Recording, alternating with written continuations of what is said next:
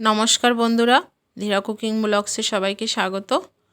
আজকে আমরা ফুলকপি আর ল্যাটা মাছের রেসিপি তৈরি করব খুব সহজভাবে, আর খেতে কিন্তু ভীষণ টেস্টি। চলুন আমরা এই রেসিপিটা তৈরি করি। প্রথমে আমি ল্যাটা মাছগুলো কেটে ধুয়ে পরিষ্কার করে নেব। ল্যাটা মাছগুলো কিন্তু এখনও জ্যান্ত রয়েছে। দেখুন বন্ধুরা, আমি মাছগুলো কেটে ধুয়ে পরিষ্কার করে নিয়েছি। মাছগুলোকে আমি নুন হলুদ মাখিয়ে একটু ভাজা করে নেব। আর এটা কিন্তু সরিষার তেলে রান্নাটা করতে হবে। আপনি যদি সাদা তেল দিয়ে রান্নাটা করেন তাহলে কিন্তু সেরকম টেস্ট লাগবে না খেতে। মাছগুলোকে আমি ভাজা করে নেব। আর এই ল্যাটা মাছ কিন্তু একটু লালচে করে ভাজা করতে হবে। অনেকে বলে যে নরম মাছ হালকা করে ভাজা করতে হবে। হালকা করে ভাজা করলে কিন্তু ভালো লাগবে না খেতে। একটু লালচে করে ভাজা করে নিতে হবে, তাহলে কিন্তু খেতে ভালো লাগে। শোল মাছ, ল্যাটা মাছ এগুলো একটু কড়া করে ভাজা করতে হয়। মাছগুলো ভাজা হয়ে গেছে, উঠিয়ে নিয়েছি। ওই তেলের ভেতরেই আমি ফুলকপিগুলো ভাজা করব। আমি কিন্তু এক্সট্রা কোনো তেল দিইনি। ফুলকপিগুলো হালকা লালচে করে ভাজা করে নিতে হবে।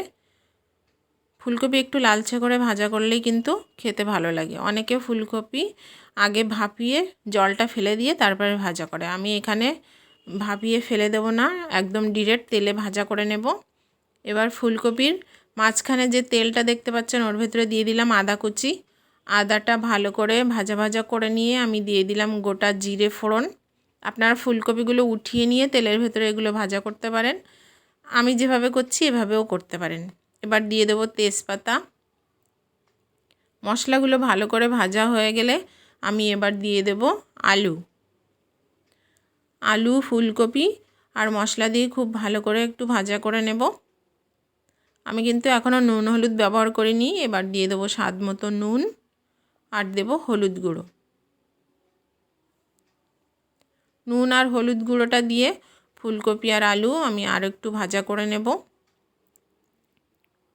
দেখুন বন্ধুরা, ফুলকপি আলু কিন্তু ভালো করে ভাজা হয়ে গেছে। আমি এবার দিয়ে দেব পরিমাণ মতো জল। খুব বেশি জল দেওয়া লাগবে না, যেহেতু আমি ফুলকপিটা আর আলুটা খুব ভালো করে ভাজা করে নিয়েছি। ভাজতে ভাজতেই কিন্তু 50% সেদ্ধ হয়ে গেছে। জলটা দিয়ে আমি 10 মিনিট ঢেকে রান্না করব। 10 মিনিট পরে আপনাদের দেখিয়ে দিচ্ছি। দেখুন বন্ধুরা, তরকারিটা ফুটে উঠেছে। আমি একটু খুন্তি দিয়ে নাড়াচাড়া করে এবার ভেজে রাখা মাছগুলো দিয়ে দেব। মাছগুলো দিয়ে আমি আরও কিছুক্ষণ জাল করে নেব।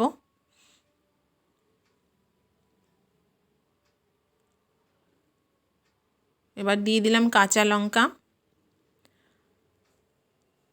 দেখুন বন্ধুরা, তরকারি কিন্তু প্রায় হয়ে এসেছে। আপনারা দেখেই বুঝতে পারছেন আরও একটু জাল করতে হবে, তবে আর বেশিক্ষণ লাগবে না। তরকারিটা দেখুন হয়ে এসেছে, সব কিছুই কিন্তু সেদ্ধ হয়ে গেছে, দেখেই বুঝতে পাচ্ছেন। এবার আমি তরকারিটা একটু পরেই নামিয়ে দেব।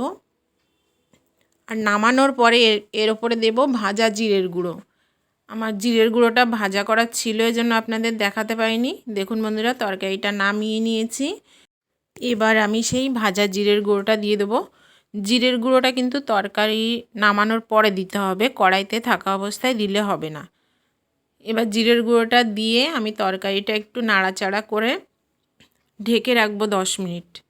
তাহলে বন্ধুরা, ফুলকপি আর ল্যাটা মাছের রেসিপি কিন্তু একদম রেডি। খুব সহজভাবে করে দেখালাম। আপনারা বাড়িতে একবার ট্রাই করে আমাকে জানাবেন কেমন লাগলো।